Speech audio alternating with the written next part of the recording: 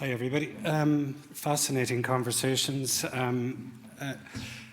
Inclusion, it seems to be referenced a lot. I think we need to move it on from inclusion. We need to be talking about belonging. Students, like, we have access, we have participation, and in some ways there is inclusion, but I don't think students who are being assessed differently are feeling they belong in the system. I'm interested in equity. There's a lot of challenges around this because people get it mixed up with equality of opportunity and fairness and to everybody and all of this sort of thing. So a lot of this will weave through my conversation today.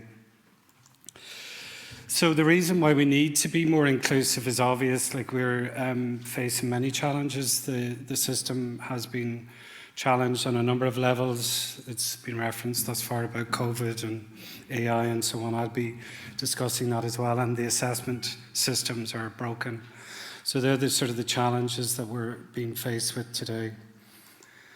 So the data sort of helps everybody focus. There's 21% of students in Leaving Cert this year getting reasonable accommodations. The HEA has set a target of 18% or 16%, and the numbers of students with disabilities entering third level has peaked at 20,000 in the 22-23 survey. This one it was dated in 21-22, but I've seen the one that's coming at us, and I see the data's gone up to 7.3%. So there's a lot of challenges there. The numbers are increasing, and we're filling potholes in the system by offering reasonable accommodations in an unsustainable way. So we need to look at this today.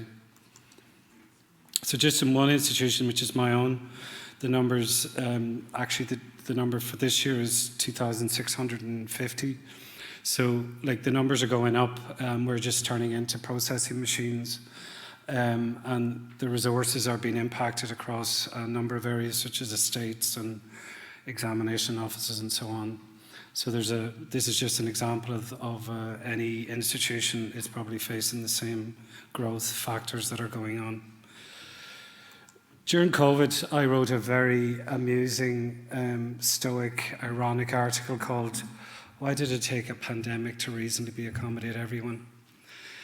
If you have a chance, Google it. It's quite an amusing take on what actually happened during COVID. So we had fought for 20 years to try and get people accommodated in universities in every way, and every fight that you had was something. It was small wins and big wins eventually and so on. And then all of a sudden everybody got everything accommodated. So it's just really fascinating. So we didn't really learn an awful lot from that experience. We've gone backwards, as you'll see as I move through this. So we moved, I'm not going to labour this because it was already discussed, but the issues were, it was a fascinating experiment. We did amazing things during the pandemic, but then I think we've lost that in many ways because of the AI so-called pandemic is hitting HEs as well.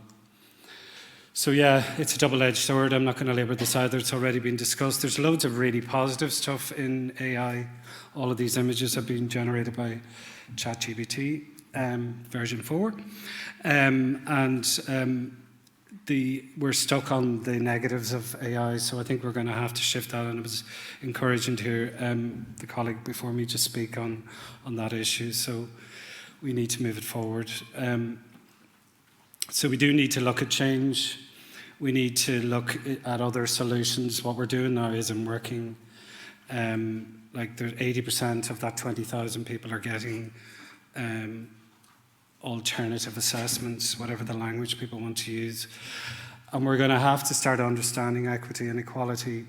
If I hear another academic tell me, oh, we have to be fair to everybody in an assessment, you get really sort of jarred when you hear this sort of argument when somebody has a real, genuine need to be given, another way of doing the work that they can do. Dara referenced this as part of we have numerous examples of how students do well in different ways, but because everybody's stuck in one way of working, that isn't reasonable for everybody.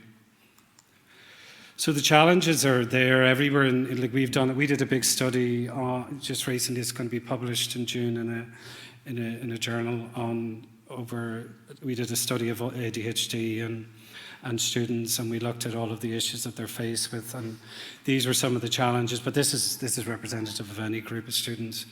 They're studying across multiple modes within VLE systems. Such as Moodle and Blackboard, and they're also getting stuff in different formats through emails, but course handbooks, and everything is not saying the same thing to them, and they're not getting the information all in one place and so on, so that causes a whole load of issues.